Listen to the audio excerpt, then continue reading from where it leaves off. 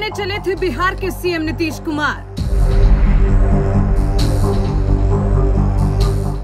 23 जून को होने वाली है मोदी विरोधियों की महाबैठक। महाबैठक से पहले ही नीतीश को लगा जबरदस्त झटका।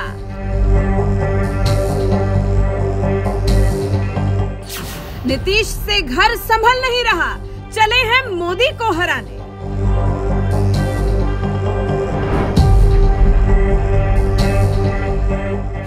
देश के प्रधानमंत्री नरेंद्र मोदी ने कभी जनता की सबसे बड़ी पंचायत संसद में डंके की चोट पर कहा था, देश देख रहा है, एक अकेला कितनों पर भारी पड़ रहा है। मैं देश के लिए जीता हूं और देश के लिए कुछ करने निकला हूं। देश देख रहा है, देश देख रहा है, एक अकेला कितनों को भारी पड़ रहा है, एक अकेला कितनों को भारी पड़ रहा है। अरे नारे बोलने के लिए भी उनको बदल करना पड़ता है। जो भी ये बोलता है जन के फर्ज से आवाज की जवाब देना।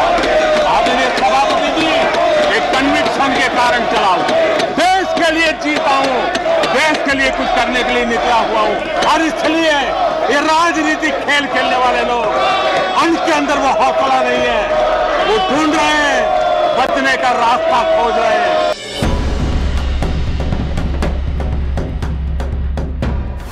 ये बात तो वैसे पीएम मोदी ने संसद में शोर मचा रहे विपक्षी पार्टियों को ललकारते हुए कही थी, मगर देश की मौजूदा राजनीति में जिस तरह से कांग्रेस, सपा, टीएमसी, जदयू जैसी विपक्षी पार्टियां 24 के लोकसभा चुनाव से पहले ही एकजुट होती जा रही हैं, उसे देखकर लगता है वाकई एक अकेला मोदी कितनों पर भारी पड़ रहा है। इसलिए बिहार के मुख्यमंत्री नीतीश कुमार पिछले कई दिनों से तमाम विपक्षी पार्टियों को पटना में एक साथ लाने की मुहिम चला रहे हैं, जिसके तहत राहुल गांधी, ममता बनर्जी, अखिलेश यादव, अरविंद केजरीवाल, उद्धव ठाकरे, लालू यादव जैसे तमाम बड़े नेताओं की पार्टियां 23 जून को बिहार के पटना में होने वाली विपक्षी पार्टियों की महाबैठक में शामिल होने वाली है। मगर मोदी विरोधियों की इस महाबैठक से पहले ही सीएम नीतीश कुमार और डिप्टी सीएम तेजस्वी यादव के साथ बड़ा खेला हो गया, जिसे देखकर लग रहा है कि विपक्ष से अपना घर तो संभल नहीं रहा और चले हैं पीएम मोदी को हराने।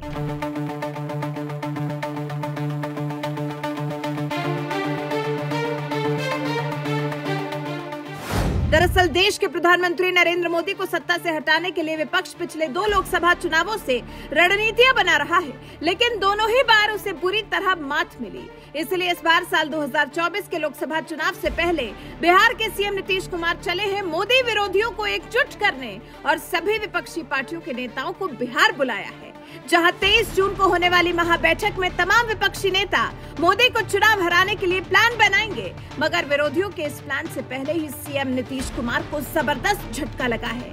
उनकी सरकार में अनुसूचित जाति और जनजाति कल्याण मंत्रालय संभाल रहे डॉक्टर संतोष मांझी ने विपक्ष की बैठक से पहले ही मंत्री पद से इस्तीफा दे दिया। मंत्री संतोष मांझी के इस्तीफे की खबर की पुष्टि करते हुए हिंदुस्तानी आवाम मोर्चा के राष्ट्रीय प्रवक्ता श्याम सुंदर शरण ने कहा कि संतोष मांझी ने जाकर मुख्यमंत्री को इस्तीफा पत्र सौंप दिया है। हम लोग सत्ता के भूखे नहीं हैं, सम्मान से समझौता नहीं कर सकते हैं।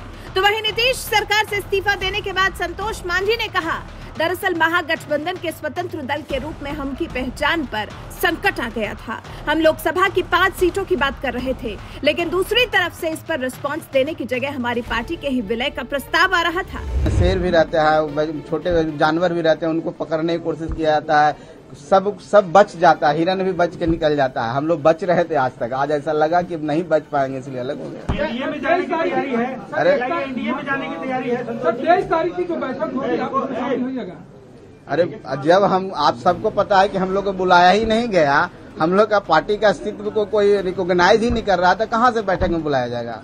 जाने की तैयारी क्या हो? देखिए वो आपका विषय है, आप क्या सोचते हैं। अभी हम लोग ने ऐसी कोई हमारी बातचीत किसी से नहीं हो रही है, हम कहाँ जाएंगे नहीं जाएंगे। हम इंडिपेंडेंट पार्टी, हम अपना अस्तित्व बचाने के लिए सोचेंगे। हम तो अभी ऐसा नहीं सोच रहे, हम महागठबंधन में आज भी रहना चाहते हैं। लेकिन संतोष जी, नीतीश जी से आपकी बात हुई इस्तीफा के पहले?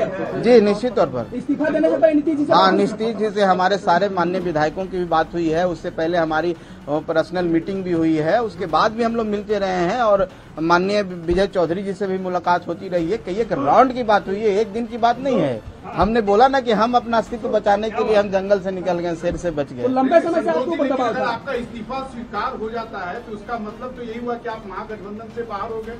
अब मतलब तो महागठबंधन के नेताओं का समझना होगा। हम अगर मंत्री के रूप में भी अलग हो करके भी महागठबंधन में रहना चाहते हैं, तो अगर वो नहीं रहना चाहते हैं, दो बड़े पार्टी है जनता दल यूनाइटेड और राष्ट्रीय जनता दल, अगर ये दो पार्टियां नहीं रखना चाहेगी, आपको नहीं तवज्जो देगी, आपको नहीं बुलाएगी, आपको पार्टी के रूप में नहीं मानेगी, तो कैसे हम महागठबंधन में रहेंगे, आप बताइए।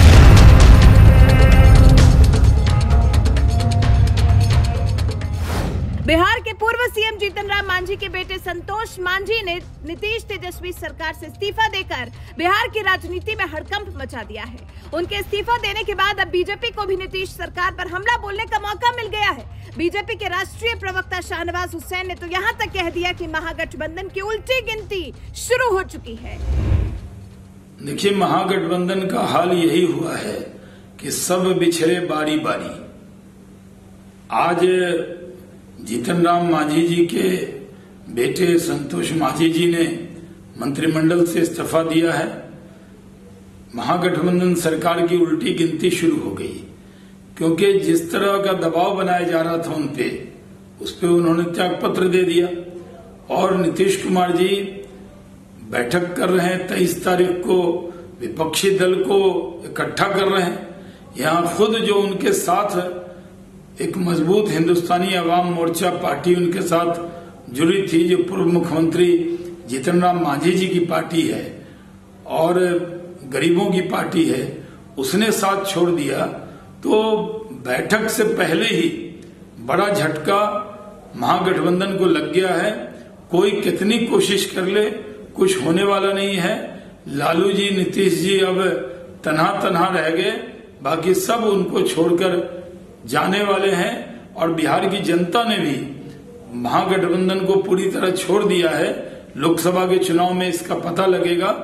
आज संतोष मांझी का इस्तीफा यह साफ संकेत है कि महागठबंधन में भारी दरार है।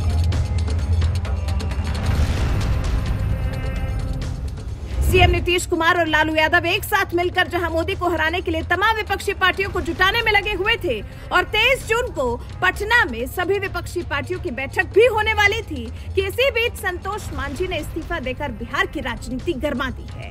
उनके इस्तीफे की एक वजह यह भी बताई जा रही है कि 23 जून को होने वाली बैठक में जहां देश की तमाम विपक्षी पार्टियों को बुलाया गया है, तो वहीं दूसरी तरफ हिंदुस्तान आवाम मोर्चा के अध्यक्ष जीतन राम मांझी को नहीं बुलाया गया, जबकि उनके पार्टी का नीतीश सरकार से गठबंधन है और जीतन राम मांझी नीतीश सरकार में मंत्री भी थे। लेकिन इसके बावजूद नीतीश और लालू ने जीतन राम मांझी को इग्नोर किया। इसीलिए नीतीश सरकार से इस्तीफा देने के बाद संतोष मांझी ने गंभीर आरोप लगाते हुए कह दिया कि हमारी पार्टी के विलय की बात कही जा रही थी, इसलिए उन्होंने इस्तीफा दे दिया। नीतीश सरकार से इस्तीफे के बाद अब सवाल उठ रहे हैं, संतोष मांझी क्या बीजेपी के साथ जाएंगे? इस पर खुद संतोष मांझी ने बताया कि अभी ऐसा कोई फैसला नहीं हुआ है।